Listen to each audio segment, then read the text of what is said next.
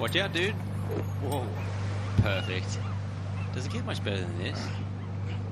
If you say so, man.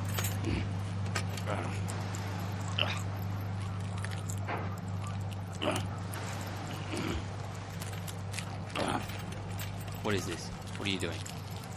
Trying to get the stupid bait on the hook. Like that? Why are you wrapping a worm around a hook? Actually, where did you get a worm from? Answer that one first, please.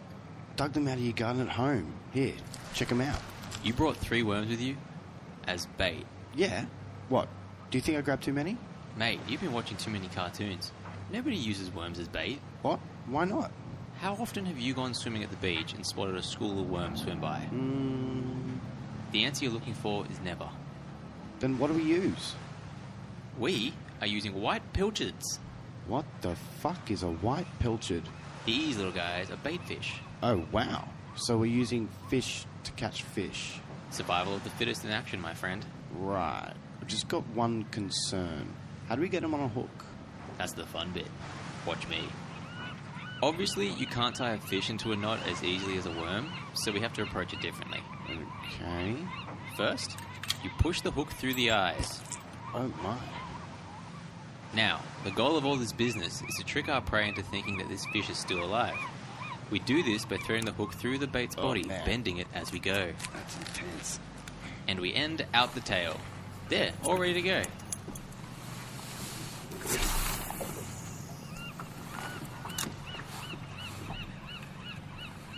Alright, your turn, dude. Really? Okay, sure, I'll give it a go. Right. Oh, dude, they're so slimy, not to mention the smell. I guess frozen fish and the blistering sun aren't the greatest combination. Oh, invigorating, isn't it?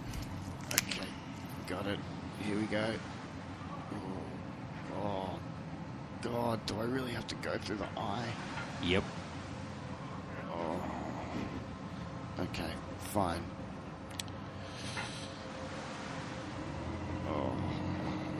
Okay, fine. Oh, that's so fucking gross. It's all goopy. Come on, dude. I know it's a bit unpleasant, but... Nah, fuck it, man. This sucks. I'm done. I'm out. all I'm asking you to do is force a sharp piece of metal through a dead fish. What's the big deal? It's not just that. Though it is going to take me some time to be able to look at fish the same way again. It's the whole thing, man. It's hot. It smells. I feel like I'm covered in a thin layer of sea salt and sunscreen. Plus, it's so boring. So very boring. Can I share something with you? I don't actually like fish. What? It's a texture thing. Seriously? Then what the hell are we doing out here? I can't be... Jesus. Whoa. What is it, dude? I'm not sure, but whatever it is, it's massive.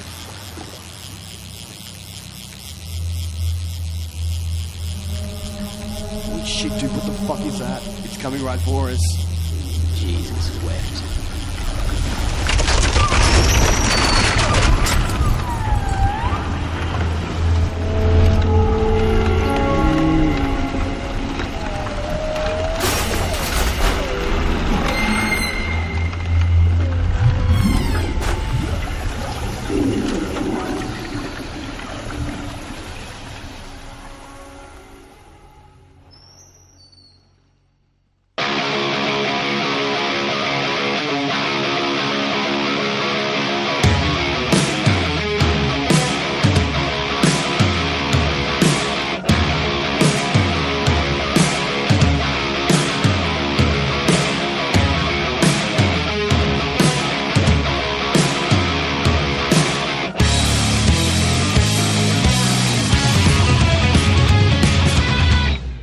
Boo!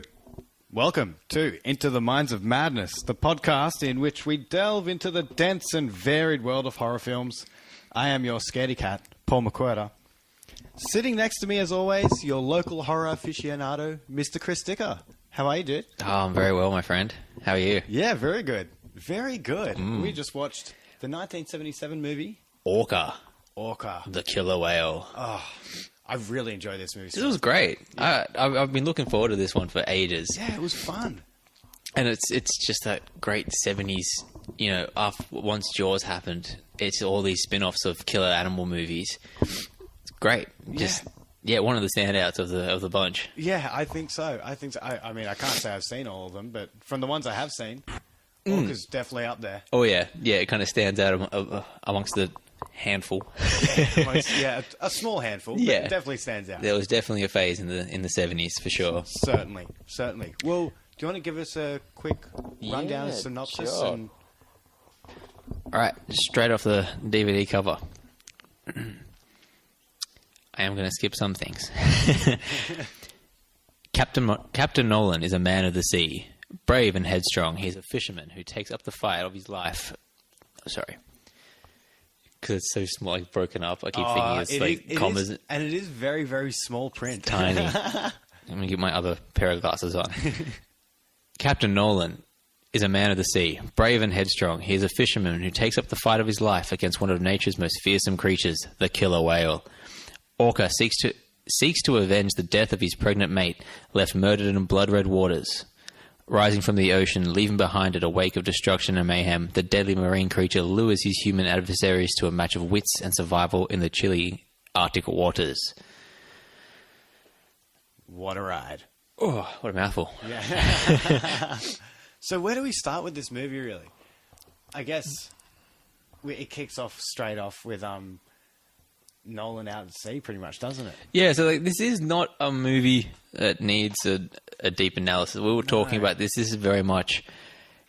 This is a movie you put on with mates. You don't mind talking over some of the scenes because they're just trying to get to that 90 minutes. They're trying to get there. But it was still... it still held strong. Some movies teeter on the bad. This one just steps a foot over that line. Yeah, and every time I thought, oh no, here we go, it really redeems itself in certain ways. I on the cover of the DVD it said Jaws with heart. Yeah. And I mean, I actually haven't seen Jaws, but this does have a lot of heart. Yeah, it has a lot of heart. It really does. Like I mentioned before, this was produced by Dino De Laurentiis. I think I pronounced that right. He produced the King Kong remake of the 70s with Jeff Bridges. Okay. And I love that movie. People hate that movie. But it's straight away, it just felt like that kind of movie. That movie still had a lot of heart, and there was something quite warm and 70s about it. And okay, I guess with that in mind, it kind of already gives this movie a bit of validity straight off the bat. Yeah, like you could definitely see there was a lot of money behind this movie. It's just the time itself was that its reality wasn't its friend. Yeah, I mean, they got some pretty great actors in it. Yeah, well. I mean, a lot of them maybe aren't as well known as some others, but they were great actors. Yeah, that's the best part. That's what I think kind of stopped this movie from going into real kitschiness because the acting was A+.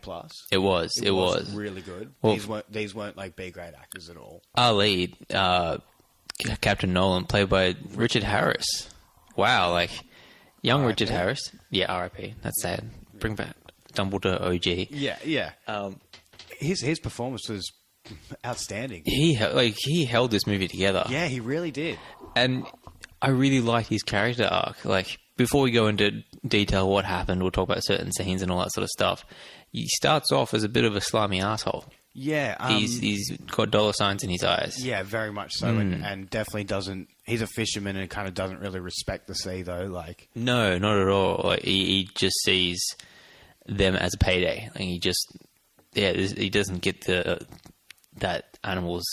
Yeah, he doesn't get it. Yeah. I wasn't sure. I didn't want to sound too, like, they have feelings. Yeah. Though, in this movie, they do make it out that the orcas do. Yeah, which is pretty awesome. Which I guess I'll go into a little bit later as well.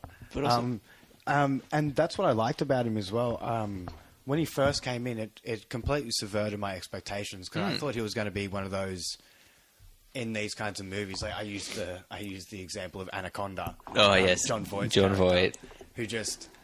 I mean, he's just on a rampage. He's on a hunter the entire way through the movie. Yeah, character development, just but a hunter. Nolan changes. He almost understands the plight of. I'm gonna name the main whale, Orca. I'm just going to call it Orca. Yeah, that seems easy enough. Like it's his character name. Probably easier that way. Hey, Mum, I got the role of Orca. Yeah. As long as it's not Orca number 2. Yeah, at least it doesn't have a number. That's what makes it main Orca. Yeah. But yeah, he kind of understands the plight of Orca. And he starts to open his eyes and take in some information. and kind of almost starts relating to it in a lot of ways. Yeah, very much so. Yeah. He does, as it's revealed that he gone through a similar thing that he's put the Orca's pregnant mate through. Yes. And yeah, at times I felt like this is a little bit heavy-handed, and like I kind of did predict some things. Isn't it? Yeah, but it worked in the end. Yeah, it made sense just to have Captain Nolan's character just to have that kind of redemptive arc in a lot of ways. Yeah, it's good that they did. But it's just kind of strange, because he goes from one extreme to another and then back. Yeah, it's like they very much felt like, it almost feels like other people wrote certain scenes. Like one wanted the character to go one way, but then after the next scene, he's totally... Well, for an example, when he is in town, he gets into this new little town, the harbour, after the boats getting attacked, all that sort of stuff. We'll go into detail. What was it? He was talking to one of the main fishermen, and fisherman was kind of being somewhat passive aggressive and threatening. I believe he was the leader of the dockers union, kind of thing. Something like that, and kind of said to him, you've kind of like made he was in the power, he was in control, and so you've got to leave our town, you got to finish what you got to do. You're going to bring bad luck. Yeah. Is our livelihoods, all that sort of stuff. But then the next scene, Nolan's telling him what to do. Yeah, which is really strange. So it's like, where are we right now in this story? It does flip-flop a little bit, the story itself. I guess, as I was saying, there are just certain moments that are just really well done. Yeah. And like we said, really well acted. So it's even those kind of little strange bits they're almost believable as well. Yeah. Kind of thing. I guess let's go into some of the scenes. Yeah, and some of the special effects. Yeah. Oh, right. Straight up, I'll give it to them. The 1977, they're trying out new technologies, but green screen was not quite there yet. No. I don't even think it was green back then. I think it was still like blue or something, Yeah. the wrong color.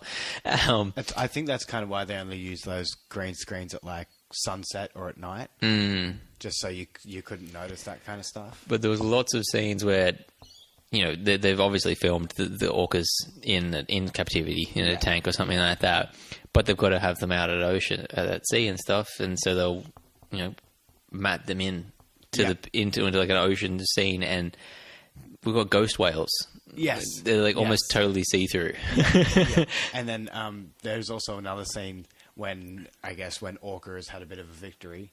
And was kind of celebrating, and I pointed out to you that there was. You had to rewind. In a way, that was a ghost Orca as well. Yeah, because it just uses blowhole and blew out its air, and then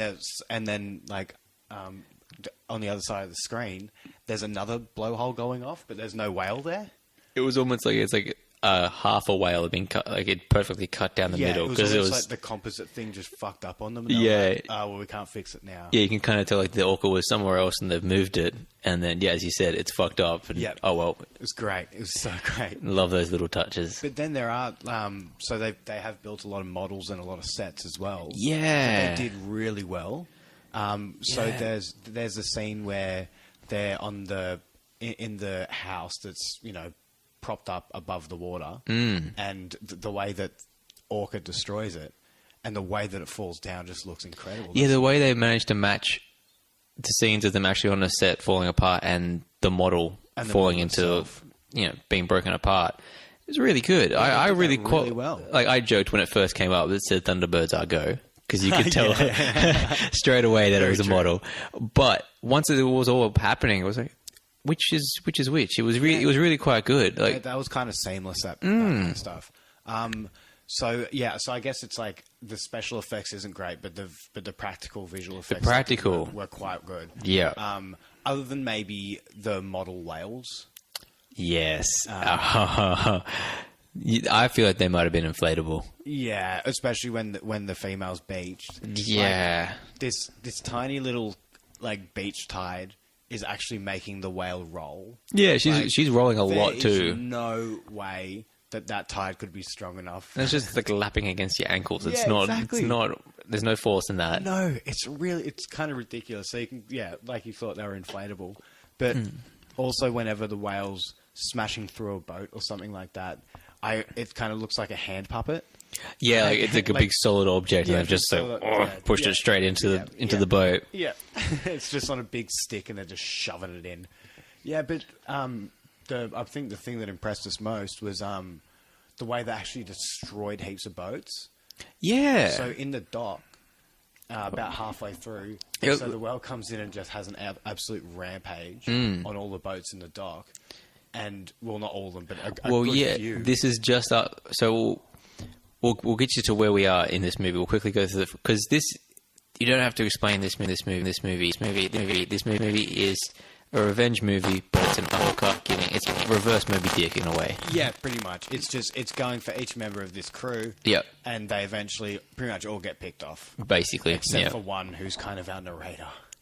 We'll get onto that in a We'll second. get that Oh to- my goodness. Exposition. Anyway, so Nolan, after he's out hunting sharks at the beginning of the film, in the process of hunting a shark, an orca kills the main orca kills a shark. Yes. And this starts his fascination of, whoa, if I can get so much money for a shark, how much am I going to get for something like 3 times the size? Yep. Yep. And that's what starts him on this thing. He goes on a quest to capture a live one, but just about every single person that isn't on his crew is telling him, you're a madman, it's impossible. Yep. And he keeps saying things along the lines of, what, you don't think I'll be able to do it? And she's like, no, you won't be able to capture it, but you'll butcher several in the process. Yeah. Which is proven true. And and the person we're talking about is the doctor. Yes. Dr. Rachel Bedford, who Who is she played by? So is Charlotte Rampling. Yeah. Who is I know her from Dexter. She was I believe she was a doctor in that as well, a psychologist, I believe. Right. I believe. I can't really remember. It was towards the end of the series when I stopped giving a shit. But she. Yeah, I gave up on season 2, dude. She is a great actor, though. I did really enjoy her performance in that. She was kind of the only thing that really stood out by that stage. But yeah, she was pretty much. I guess we have Captain Nolan and the Doctor are pretty much our 2 main characters in this, aren't they? Yeah, they're the ones most focused. So she kind of gives us a lot of exposition throughout the movie. After the orca attacks the shark, we see her, I guess, teaching a class and explaining just, I guess, what a killer whale can do. Like how it speaks, it actually converses, has a conversation. Yeah, they really went into the science of it, and it looks like they have really done their research for this film. There are moments where you can tell they've exaggerated or added something just to get around the story. Yeah, that could sound interesting. You know what I mean? But that we could, if we did this, we added this detail. Yeah, things like that. Yeah. Which Which is fine. They got enough right in my mind that it kind of you once you saw an orca take down a house, you're like, okay, that's cool. Yeah, I mean, I'm cool with that. At the same time, and we should say happy 40th anniversary to Orca. Yeah, 40 years of Orca. 40 years of Orca. Time goes by. Certainly does. I guess. What a lame thing to say.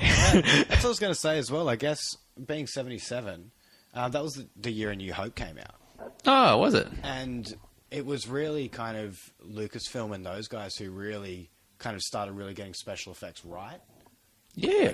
Special effects and visual effects and stuff like that. And not making them look like just too over the top or too fake. Yeah, some you could tell that's a freshly painted set. Yeah. And you know that world doesn't exist. Yeah, exactly. So they were kind of pioneers. So I kind of understand. That's why a lot of movies pre-Star Wars are kind of pre-ILM, pre-Lucasfilm. I'll give the little... Oh, God. Sorry, I'm gushing. I'm gushing. We Star Wars. yes, we want to... That's your fave.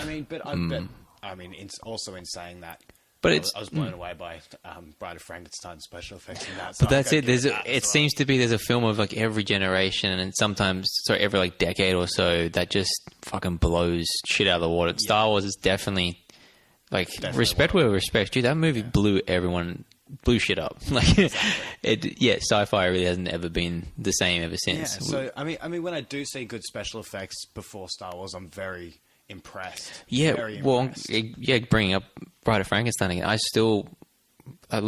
blow my mind like with the tiny kings and all that sort of stuff. 80 years old, like what the hell? And a film we're about to cover, Beast from 20,000 Fathoms, Ray Harryhausen stop motion. That movie, I'm excited about that. I cannot wait to talk about it. Just the amount of effort that man did. Yeah, he made all the movies he made by himself. Yeah. No one. Okay. Anyway, we're getting off track here, but I guess it is also we are highlighting how bad some of the effects are in this movie. But it's stuff that I can definitely I can that's fine. Like I can just look past that because the rest of the movie is fun. It's fun. It is a fun movie. Those bad effects make it more fun too. Definitely. And like I said to you while we're watching it, like it's earnest. Like they are trying their best, and like there's a lot of heart. There's a lot of love in this movie. Like sure, for some people it would have been a payday, but for most of them, they're like, we got to. Yeah, to get this movie done, like... Yeah, exactly. And, no matter how bad the effects are, like, okay, fine. People may not even notice that blowhole scene. Yeah, that's true. That's very true. But where they succeed, like... I mean, you didn't notice to start with. Nah, I was too busy. Look, I want to talk about that scene, because that was awesome. So that was. This is after a couple of attacks. Nolan's unfortunately killed the Orca's mate. Oh, we'll talk about that scene in a second. I just want to get this one out. So there's been he's attacked the harbour and all that. So this is night has come, and the Orca attacks the harbour once again. But this time he knocks out the fuel supply to the harbour, to the dock, and then he's a clever little fella. Yeah, because he knows exactly not so little, but he knows exactly where to hit the house to knock a lantern into a pool of petrol. Yeah. And to light the entire, pretty much their whole oil supply. Yeah, like I thought it was just going to be a couple of cabins they're all just going to like run down and put it out. But then the main petrol pump explodes, and then you see a model on the hill. Well, a really convincing model. That was a couple of close-ups where people like myself who just watch to analyze every little bit will notice like one of the stacks moving because of the explosion and stuff like that. Yeah. But holy shit, it looks so cool. Like when you see it finally erupt, and then you see some liquid fire just coming down the side of the mountain. Oh, yeah.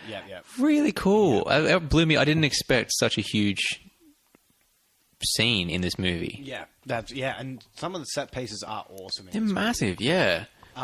On that as well, as it was exploding, I'll use that as a segue into the next topic.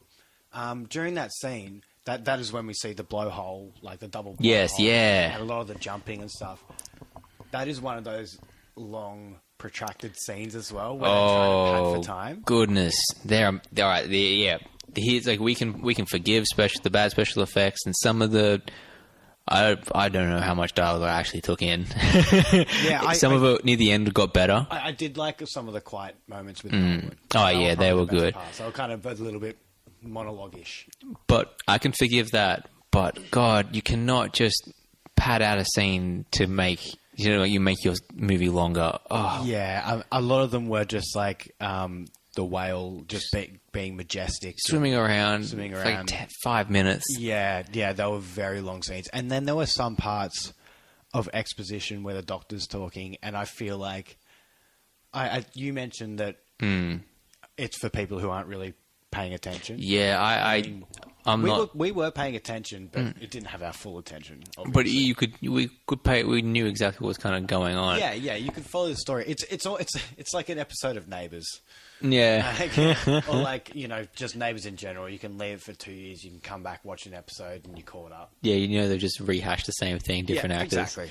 Yeah. But I'm not a fan of using a narrator in a film. Like just in general, you're missing the point of a film. It's supposed to be a visual story. Yeah. You're supposed to sit there and pay attention. So whenever I do hear it, and we mentioned as well, we're watching the final scene, everyone's getting picked off and all that, and we're like, is she going to be okay?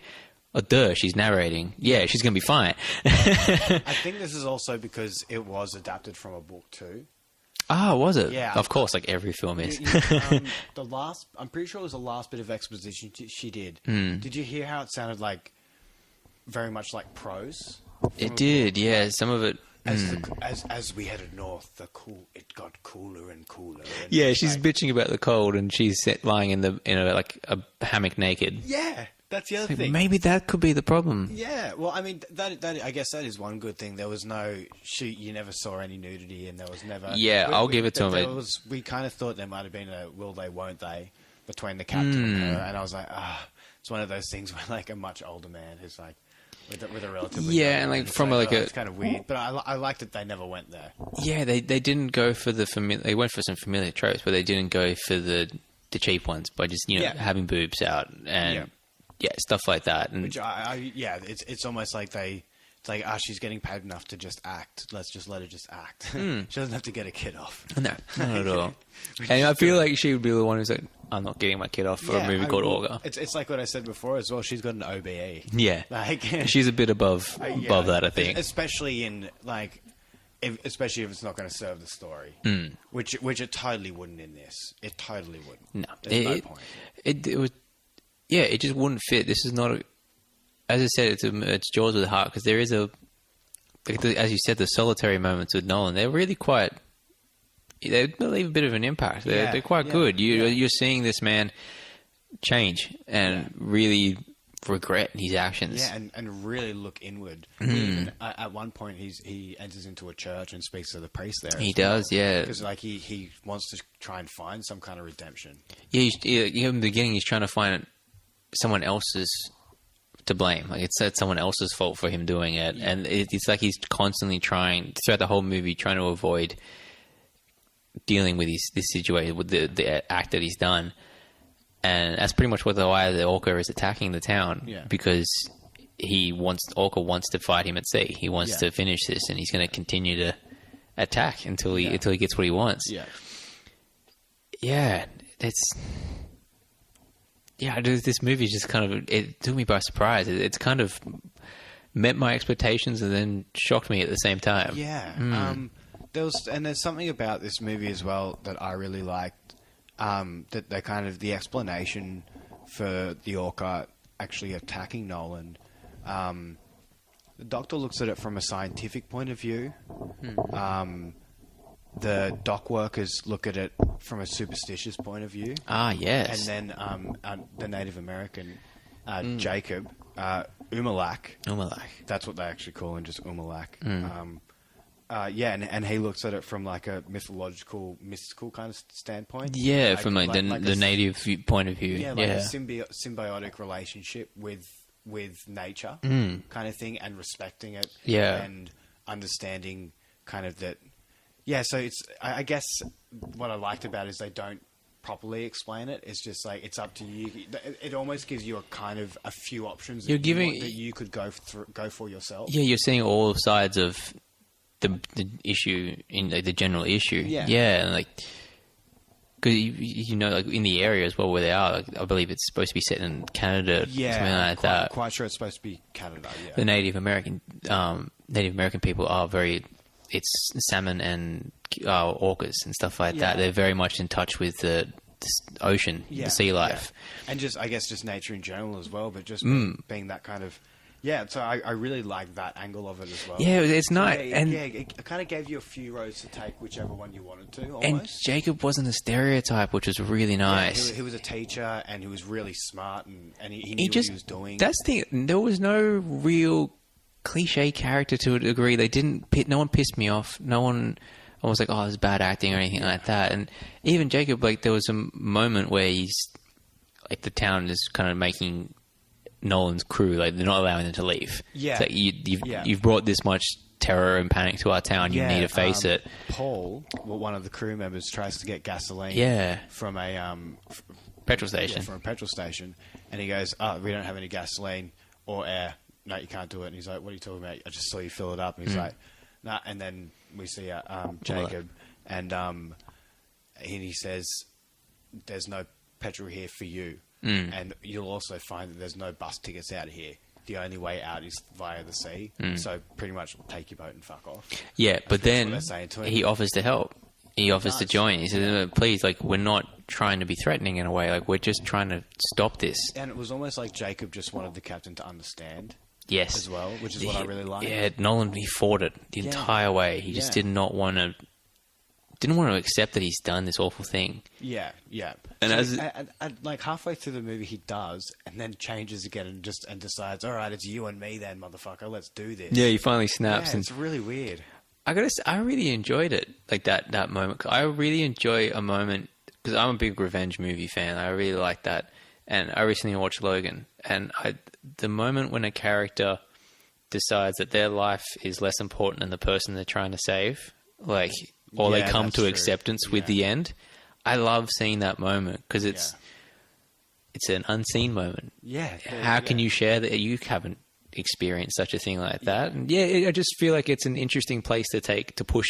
How far can you push a character? And it was really. I like seeing that when a person just gives up. Like, yep, I'm going to face my fate. He takes his fate head on. Yeah, and I guess in a lot of ways, the reaction that he has, he kind of rejects all of those thought processes as well about the science of it, and it having like kind of human emotion, like albeit primitive, and the mysticism of wanting to talk to it, which is what he says about halfway through when he walks down the pier without his gun. Yeah. After he kind of notices the similarities between them. He kind of just rejects everything and just goes, all right, then it's just you and me. This is it. It's just fate. It's fate. How it is. He's never going to stop following me. He's dug his own grave. He has done something, and he needs to, in the Orca's eyes, and in general, he needs to be punished in a way. He needs to pay for his crime. And but there was, speaking of like him giving, like there was a really nice moment when you can tell like it's totally got to him, and he feels like he's almost talking to the Orca. And Orca was saying, he said that the Orca was saying to him that you're my drunk driver. And because it's revealed that a drunk driver killed his pregnant wife in a car accident. And you can tell it's all these emotions that it looks like he hasn't really dealt with. All coming to the surface. And you're watching a man come to the end. And almost kind of understand himself a little bit as well. Which is, and I really liked his arc. I guess I mentioned as well, just before we go too far past Jacob, I was really annoyed that he died. Me too. Because he'd offered himself just to make Nolan understand, and he dies just to make some dude understand what he's done. Like, I feel like that was kind of unfair. That it's almost like he just wanted to wedge one more death in there. It did a bit. Like he could have survived. I would have liked him to. It would have been nice. Because he kind of represents that other idea as well. Like, the dock workers are still there. That they didn't set out on their boat. No, they fixed his boat and chucked it in the water. And then the doctor, she survives. And then, so I kind of just wish he did too. So, but I guess that's nitpicky. I guess so. Just because I like his character, that's all. Just like, oh, damn. Yeah, it's a bit of a shame. Oh, there he goes. That sucks. But it was the way they did it, a good practical scene where, like, because they're in the Arctic now and Orca has pushed an iceberg into their boat. It's starting to sink, but as it hits another, like, iceberg and causes a bit of like an ice avalanche. And it just all falls on him. And just crushes him. Fuck, it's brutal. It sucks. Poor bastard. But well, like, there's some pretty decent stunts in this movie. Like, we find out that Richard Harris did all his own stunts. And he was 47 at the time. And he still did all his own stunts. It's pretty sweet. It's awesome, actually. Like, what was it? I'm trying to think of an outstanding one now.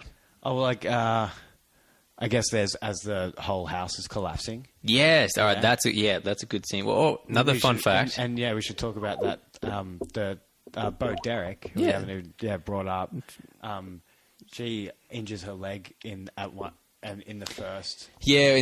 once he's like killed the in the scene where he's killed the orca's mate, and now they're trying to escape. Yeah, the male comes after the boat and starts ramming them. Yeah, and like she falls and breaks her leg. Mm-hmm. And then, as we were talking about before, there's the house propped up over the scene. bay. Yeah, and as it's falling apart, Richard Harris has some pretty good stunts in that, where he's just pretty much being thrown all over the house.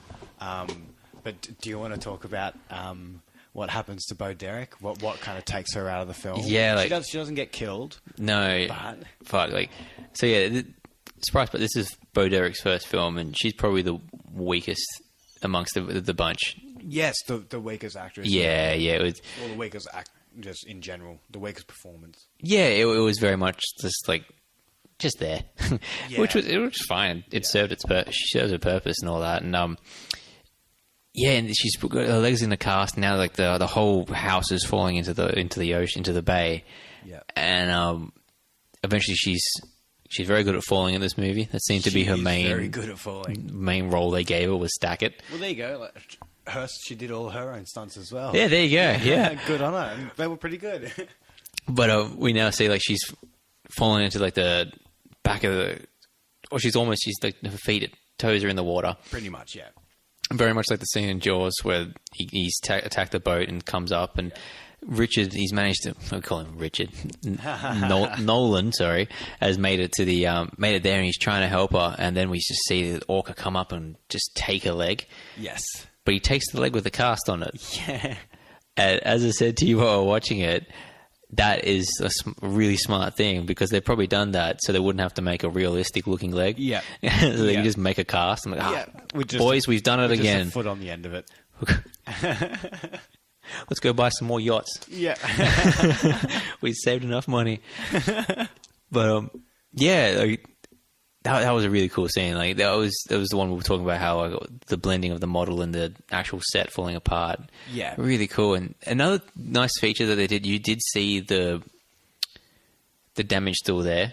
Yeah. Like once they're taking out to sea after all this has happened, Nolan's pretty damaged by the fact that she got hurt. She was the one he really didn't want to get hurt again. Yeah. And you see the house in daylight, and there's a crane holding a part of it, or an earth mover holding it, and it's in the bay. It was really cool. Yeah, and the way they sunk the boats as well. Yeah, so that first attack. And I think the last Nolan's boat that sinks, I'm pretty sure that was a model, but the rest, the ones in the bay, could not have been.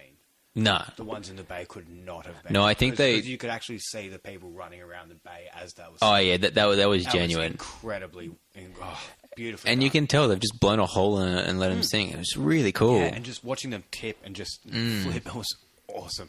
It's so well done. It's so nice when you get to see that sort of stuff. I really enjoyed that. And it's it wasn't quickly cut, edited, and made to look like heaps of action. We just got to watch them sink. Yeah, exactly. And that's more interesting sometimes. Yeah, way more realistic too. Which, can't argue with that. But I do think that was a real boat, Nolan's boat at the end. You think? But because I think, it's obviously they're not in the Arctic. I don't think they could have got the right ability to film out there. Yeah. Especially in the 70s. I just think it was because we had a real close up of it. But I think it's what they might. It was probably on a device.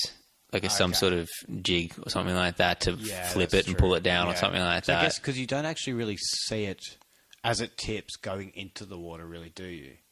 No. I can't really, because they did cut it up with some stuff as well. That was kind of had some kind of quick editing in it. But but still, either way, that still looked pretty. It was awesome. The way it had all the ice on it and all that sort of stuff. Yeah, really cool. Beautifully done. What else? There was something. Oh, the name of the ship too. Bumpo. Oh yeah, that's right. That's a good name. Weird name. So weird. Very weird. One point I really like, one little detail I really enjoyed was in the scene. Well, actually, we haven't talked about the attack of the mate scene. That was a pretty big scene. Yeah, that one scene. Yeah. So he's out on his mission. He's out at the sea. They've found a pod of orcas, and he takes aim at one with his harpoon gun, and he thinks he's going for the male. He misses the male, and it cuts through its fin and straight into the female, into her side. and the scream that comes out of it. It's It's horrible. Yeah. I've heard screams like that before. Awful. It is, yeah. And but yeah, it's this scene. Wow, like it's now in agony. It's trying to escape and all that, and I don't know why, but it just decides to try and kill itself and swims into so much pain. Yeah, swims into the engine, the propellers of the boat, and cuts itself all up. Oh my goodness! And now Nolan is panicking. You can see now he's like, "What have I done? And what have I done?" And they managed to get it onto the boat. And I'll give them to them. They made a full prop whale, which is cool. Yeah. But you can kind of look at them like, would that boat really be able to handle a 6-ton whale? Yeah, that's the other thing. I'm pretty sure the whale was a lot smaller than an actual one. Yeah, it did look pretty small. Yeah.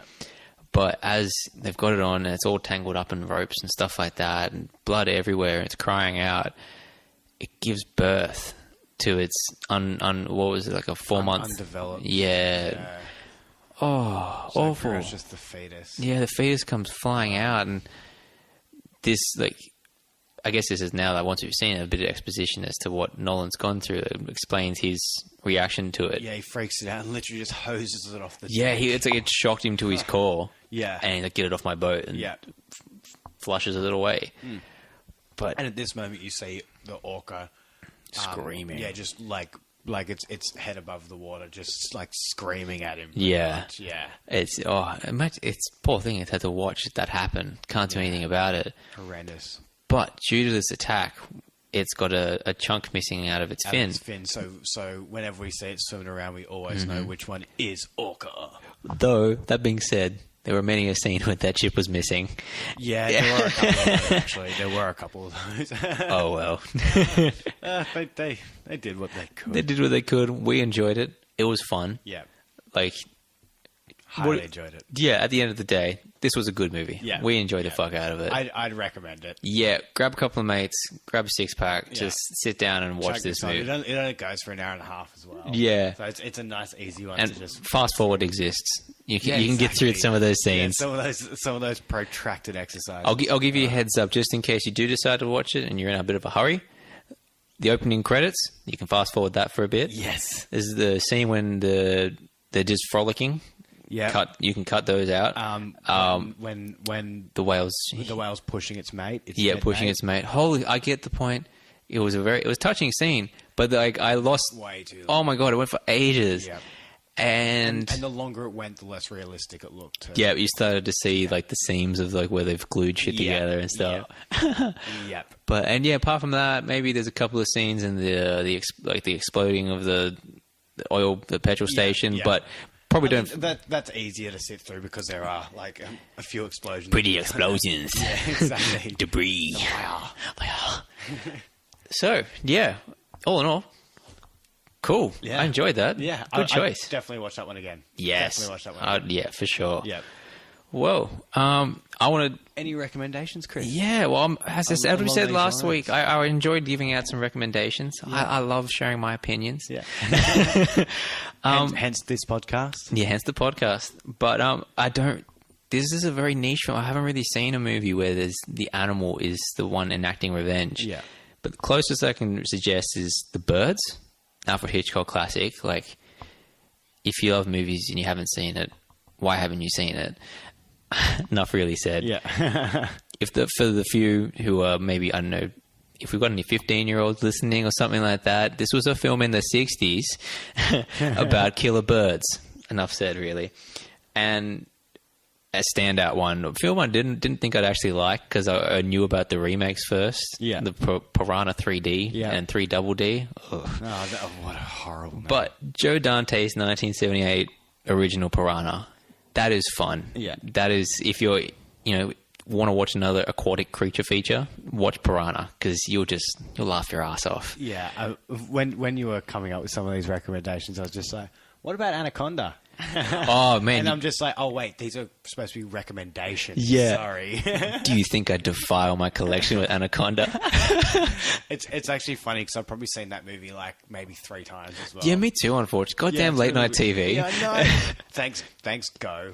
What do you reckon? To all of our free-to-air new digital stations that hope- play everything. I hope I've pissed off the one Anaconda fan that's just there seething, like, oh, you missed the masterpiece of John Voight's accent. Well, do you mind if I make a recommendation? Just Please do. It's not a horror movie, Oh, yes. but the documentary Blackfish. The Horrors of Man. That's what that movie is. I'll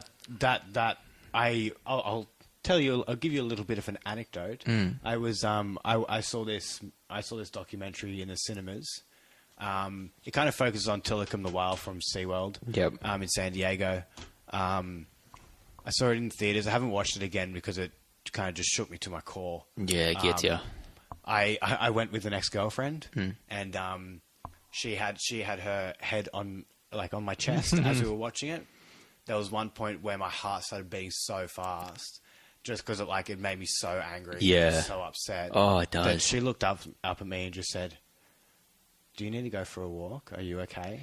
Are you because you don't seem good." And I'm just like, Gotta get through it. "I'll be fine."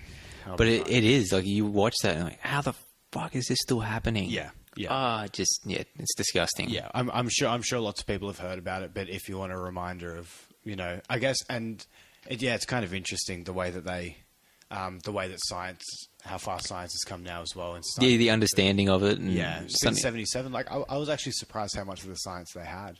Yeah, I'm genuinely surprised at how. I thought this was going to be really cheesy. They've got some facts that they've twisted, but they did a pretty good job. Yeah, I think they did all right, especially for 77. Yeah, I guess I'm just as a kid I was obsessed with whales and dolphins, so I have a very big affinity with them. So also not a horror movie, but related. Go watch Free Willy again. Oh no! Watch Blackfish, then watch Free Willy. Yeah, have a good cry. Actually, no. Watch Free Willy first, and then watch Blackfish. Yeah, if you've got a fond memory of Free Willy, watch that and then watch Blackfish, and I can see you in a feeble position in the shower. Yeah, you'll probably never watch Free Willy again. I haven't since I saw Blackfish, but it was one of my favorite movies growing up. So. Oh god. And there's also and then if Blackfish brings you down hard enough and you're still into marine mammals, go watch The Cove. Oh god, That's dude. horrendous as well. Shit, I'd rather watch Inside again. Yeah, it's almost like that. Yeah. Yeah, you're not wrong. Yeah, I struggled through that one too. And stupidly watched that one by myself. So I had no Eating moral sushi. support. Yeah. All right, I think we should On that leave it note. at that. Yeah. Let's wrap this up. So, Orca, awesome movie. Yep. What do we got next time? Well, we started with another kind of double feature week. Yeah. We're going back to the 50s. Sweet. We're doing I'm not sure I can't get the good title for this one yet. Because I feel like I wanted to call it the cliche origin special, but it just sounds like how you talk about a new superhero movie. Oh, it's the cliche origin special. But we're going to cover, I can't remember which order off the top of my mind, but we're going to cover both from 1953. It Came from Outer Space, and as I mentioned before, the Ray Harryhausen film, The Creature from 20,000 Fathoms. Beautiful. Yeah, these started two of the biggest tropes and cliches that we still see today, which still blows my mind that we're doing something well and truly 60 years since it happened. Yeah. But that's just movies, isn't it? Yeah, that's true. And we'll delve into that next week. Beautiful. I'm looking forward to that. Well, not next week. Week after, but 2 weeks away. At some point in time. Yeah.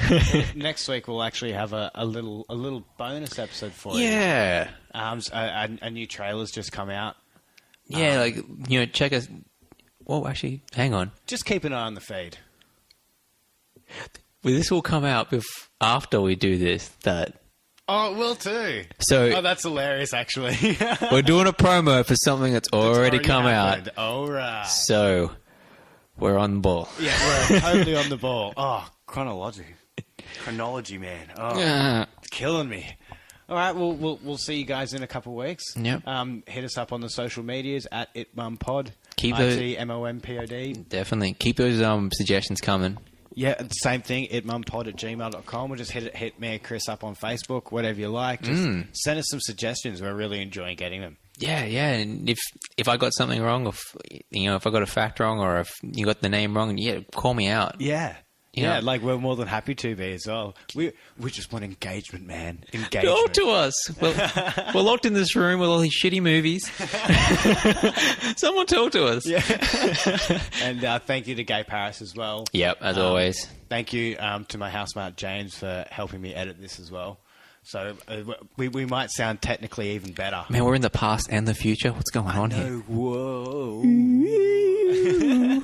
I got to invest in a theremin. Yeah.